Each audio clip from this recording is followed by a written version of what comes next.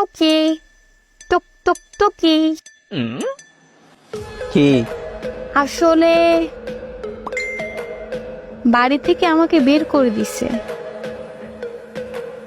ও আচ্ছা, তো এখন কি গরুর ঘরে আছো? না, তোর তো অভ্যাস আছে গরুর ঘরে থাকার। আসলে গণিতে 7 পেয়েছি আর ইংরেজিতে 15 পরীক্ষায়, বাংলায় 10ও পাও নাই জানি। তাই ঘর থেকে বের করে দিছে। রেজাল্ট দিছে কখন? 5 পাইছি বাংলায়। রিক্সাওয়ালা ঠিক করছে বিয়ে দেওয়ার জন্য?